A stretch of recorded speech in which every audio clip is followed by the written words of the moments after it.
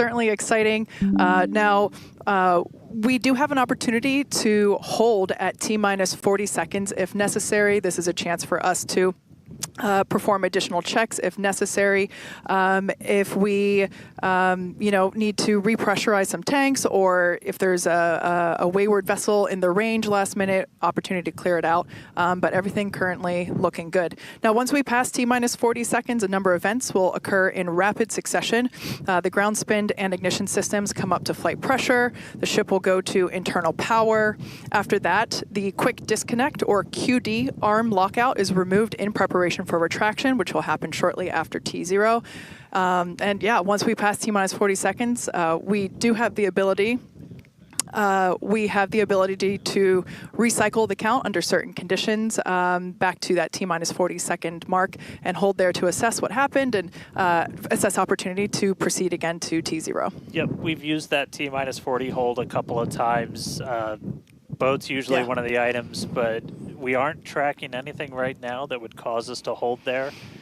We can hold there for several minutes. Main thing you're watching at is you kind of set a clocks because your temperatures will change and the fuel in the locks, everything pretty quickly. So you've got a couple of minutes that you can hang out and figure things out. There are items that if we pass them, we're scrubbed for the day. One of the main ones is that flame deflector at the bottom of the launch mount. Water begins flowing for that at the T-minus 10 second mark. If we scrub at any point after that, we'll be done for the day. And then teams will need to refill the deflector as well as all of our prop that we use to load on board the vehicle. It's pretty much just under 11 million pounds of prop sitting on that thing right now. And we can actually recycle in about 24 hours now. Which is incredible given the sheer volume of propellant that is on board the vehicle there on your screen. All right, coming up on the 2-minute mark. Again, a lot of ambitious things on the plate for StarShip today. T-minus 2 minutes. New ship, new year, a lot of upgrades, doing a lot of ambitious things in space this time. Our first payload deploy, relighting a Raptor engine. We're looking good. So as we mentioned before, we have an opportunity to hold at T-minus 40 seconds, not tracking any issues at the moment that would be necessary right now. So fingers crossed we can pass through that checkpoint without stopping. But the folks on console are continuing to evaluate the launch commit criteria, making sure that the winds are within limits as well as any other weather restrictions. But man, compared to yesterday, this is a textbook gorgeous day. Oh yeah, little breezy today, but we got clear blue skies for a launch today. So at this point, all the prop has been loaded on the vehicle. We've closed everything out. We're doing our final thrust vector control, our steering for the engine checkouts. Once we hit the 30-second mark, we'll hear the flight director give the final go for launch. So we're under a minute. As we said, we're not expecting a hold at T-minus 40. But do not be shocked if that happens. It has happened in the past, and we can hang out there for a couple of minutes if we need to. If memory serves me right, we hold my breath for 4 seconds. Pass through prop load gate. All right, we passed right through that prop load gate. Hot diggity dog. All right, so we're going to let our flight director, Ty Huntington, take it away. Go for launch.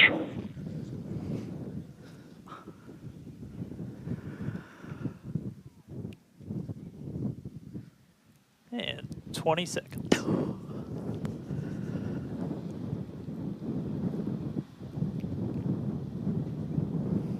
T-minus 10, 9, 8, 7, 6, 5, 4, 3, 2, 1.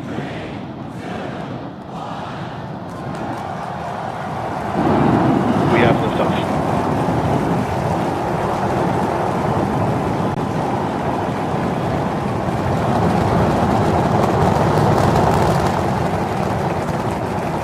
Vehicles pitching downrange.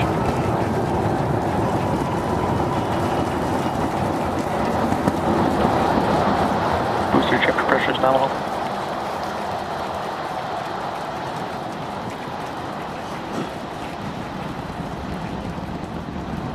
All right, we're more than 30 seconds into flight. Telemetry showing 33 out of 33 engines as it's pitching downrange.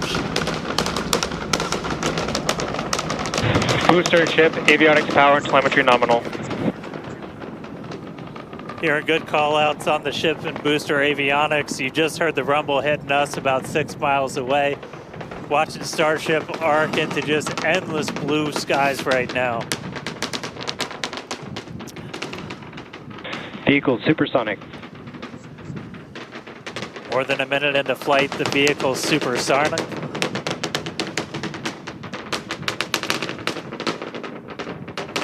Max Q. So we just passed through max Q. That's the greatest stress the vehicle's going to experience on the way uphill. Reminder that all of our teams down here on the ground are now looking at systems on the tower. They just did a manual check through. That's going to inform that manual flight director's decision. Next moment coming up, though, is going to be hot staging. Don't take your eyes off it. It's one heck of a light show. What a gorgeous ascent.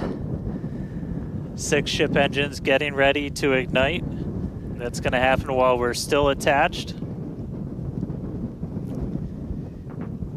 We can still see the ship's engines from the ground.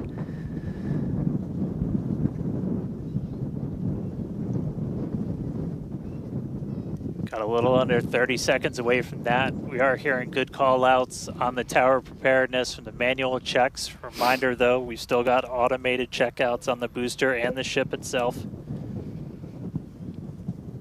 But as of right now, our manual checks and our manual commanding is looking go for a catch. Booster engine cut off. That is incredible news. We just heard the call out for booster Right, engine Miko. cut off. Engine startup. Most engines cut off, down to those Stage middle separation. 3. Cruise back burn startup.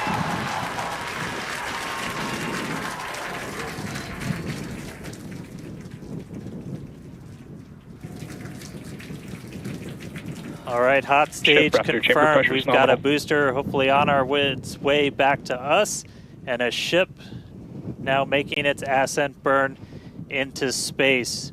How's it going in Hawthorne, Jesse? It's great over here. You can hear the crowd screaming for every milestone. The booster is now making its way back down to Earth. Looks like we have 12 of those 13 engines ignited. We're using the engines that actually gimbal. We So are go for booster return. an excellent call out there. We are go for booster Ship return. avionics, power, and telemetry nominal. There's a lot of criteria that needed to line up to ensure that we could have a Cruise back safe burn shutdown. booster catch, and it sounds like we got the go for that. And there you can see on your screen, we had we just jettisoned the hot stage, and there's a great, excellent view there of the hot stage floating away from the super heavy booster. Now we've shut down the engines for that boost back burn. That confirms boost back burn is now complete. That was the first of 2 burns required for the vehicle to make its way back down to Earth. And next coming up will be the landing burn. That's going to be 13 of those center engines igniting again. And that will then go down from 13 down to 3 engines just right before we touch down for that booster catch. Now, reminder, our stage 1 objectives are to have a controlled ascent, stage separation, as well as a controlled boost back burn and hot stage as well. So we're looking good for that so far. Some great views there from the ship of Earth. That looks incredible.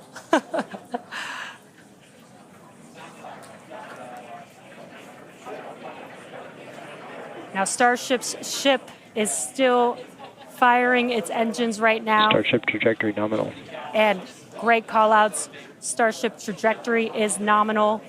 You can follow along the telemetry, the altitude in the bottom left-hand corner for the super heavy booster, as well as the bottom right-hand corner for the ship. And these views are just amazing.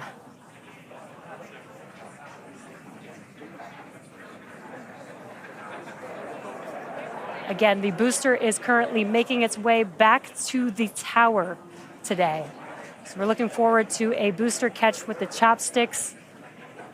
And in the meantime, you can see those grid fins there. helping to control the vehicle and guide it back to its landing site. Booster FTS is saved.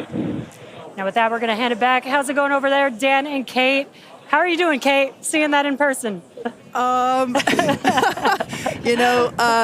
Dan had to take that entire segment because I couldn't talk. That was incredible. There it is. We can see the booster coming back in now through the plume. At least it looks that way to us. It's incredible that it basically returns. It looks like a speeding, just like Ship this rupture chamber pressure is silver nominal. flare coming back to the. Once again, we are standing by for attempting to catch the booster at the tower. This would be the second tower catch. Booster Landing burn. Seeing 13 engines. Booster now hovering as it aligns with the tower for catch. Booster coming in. Get Down ready to for that boom, Kate. Down to 3 engines. Booster landing burn shutdown. Megazilla has caught the booster.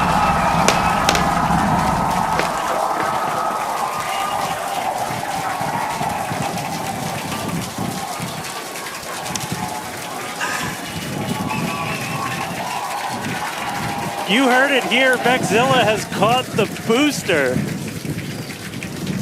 Once again, for the second time, a successful catch by the launch tower. This is the same tower, the launch pad, where that booster took off from just 7.5 minutes ago. Great view from the Bullseye. chopstick arms, looking at those hypersonic grid fins that steer the booster for that precision landing. It And I almost mean, looks you like it's can- flapping its Yeah, wings. you can see just how small that catch fitting is too on something that's just so massive. That was absolutely insane. Meanwhile, We're not done, but We're wait, not there's done more. yet. Wow, that is just absolutely stunning. And this, of course, a gorgeous view there from the tower looking down at the top of the booster.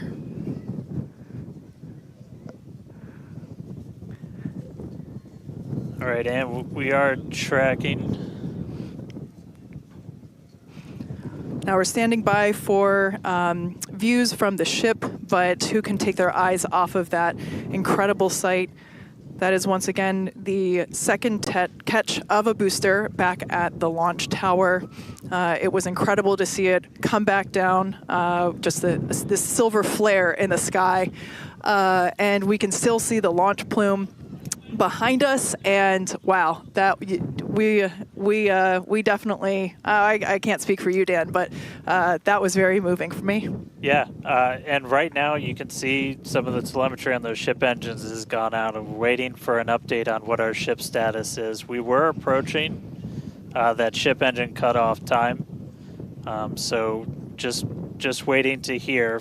So obviously we've got booster back, booster on the launch tower in the chopstick arms, but we are waiting to get an update now on the ship. As we were expecting ship engine cutoff about 40 seconds ago. We saw some of those engines start to go out prior to that point. And so right now we are just standing by to try and get the latest word on where we are with ships. So stick with us for just a couple of minutes as we wait to hear some updates. Now, if you just recently joined us, you might want to hit rewind and go back about 9-10 minutes ago to when StarShip lifted off from the launch tower that you see there. We had a gorgeous ascent followed by a stage separation where the ship separated from the super heavy booster. The booster performed a flip maneuver and returned back to the Gulf Coast here. There you can see it on your screen. Obviously a successful catch back at the launch tower, which is something that we were all hoping to see and really couldn't ask for a more beautiful background with those blue skies and blue water there. As Dan said, we are standing by for an update on the ship that had ignited its engines and started making its way up to space. So standing by for more info on that. But wow, what an experience to see that take off and for that booster to come back. You can see it there up close on your screen to the place that it launched from. Once again, there were thousands of catch commit criteria, which is basically just all the things that we have to assess and evaluate and basically make sure that they are make sure that everything is clear and acceptable conditions, both on the vehicle side as well as the tower side, in order to enable that catch. So obviously from the last two flights that we have done, where Flight 6 we attempted but had to divert into the ocean, and then on Flight 5 we did have the first ever successful catch of the booster. We used the learnings of those two flights to hone in that catch commit criteria, and we saw success today, which is pretty awesome. Yeah. And just a quick status check. So we currently do not have comms with the ship. So trying to figure out exactly when that happened and exactly what happened. So obviously the flight controllers right now going through their data, looking to make sure it's not anything instrumentation on the ship, but actually try and get us a status. So again, we're gonna keep listening in on this. We'll give you an update as soon as we have a little bit more. So for now, stage 1 back in the tower, waiting to find out a little bit more about stage 2.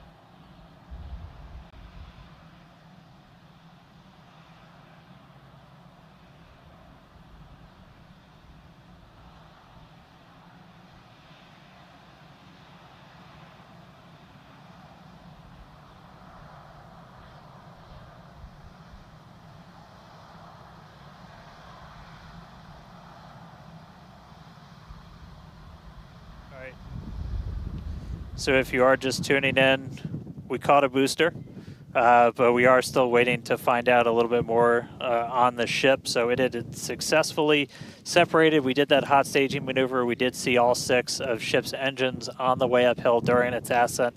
But as we were getting to the end of that ascent burn, we saw engines dropping out on telemetry, and we have since lost contact with the ship. So again, we're still listening in on the loops, trying to figure out how much we can get right now. But again, stick with us. We'll bring you updates as soon as we hear them. Really exciting. We were able to catch the booster today. Obviously, we want to get the ship all the way over to the Indian Ocean.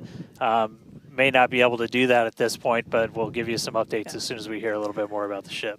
For those that didn't catch earlier, this was a new version of the ship. This was its debut flight.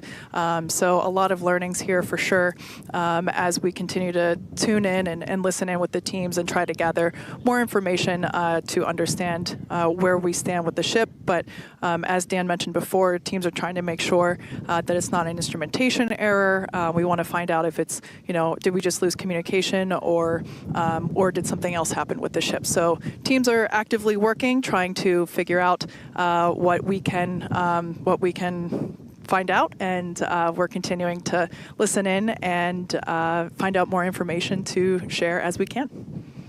But as we said before, and you can see it there on your screen, what a beautiful, beautiful sight to see another booster back at the launch tower.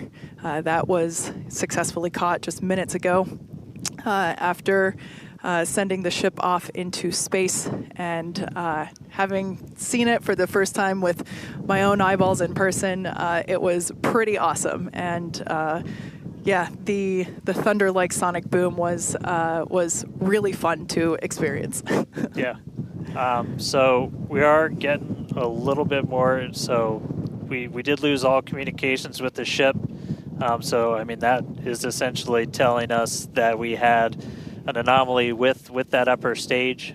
So we were just coming up to the end of that ascent burn for the ship when we stopped when we started to lose a couple of the engines. We saw those dropping out, and then we did lose telemetry from the ship, so that means we didn't have contact with it. So at this point, we are assuming that the ship has been lost. So this was a brand new vehicle, essentially. This was kind of an upgrade version. So with that, there's a lot of things you're upgrading, but there's a lot of things you're going to learn as all of those systems are now interacting with each other for the first time. But at this point, we did lose the upper stage of the ship. So again, we're gonna listen in and try and figure out a little bit more about what happened. And obviously, we'll do kind of a full breakdown once we get smarter ourselves in the coming hours and days as well. For sure. Now, for those that have recently tuned in, we're now a little over T plus 16 and a half minutes after liftoff. We do believe that we have lost the ship during its ascent phase. It's successfully separated from the Super Heavy booster, but during that ascent phase, a couple of the engines dropped out, and then shortly thereafter, we lost communication with the vehicle. So we are assuming that we have lost the ship, but we are standing by to confirm that, and once we can, we will. But this was a new version of the ship, of StarShip, and it was intentionally designed and flown in order to basically test the envelope, as we have done with every one of these test flights, the keyword there being test, and really trying to understand the boundaries and the maximums for the ability of this vehicle to fly and understand where those boundaries are. So we always knew that excitement is guaranteed today, success not guaranteed. And so yeah, we are standing by to see if we can learn more about the status of the ship.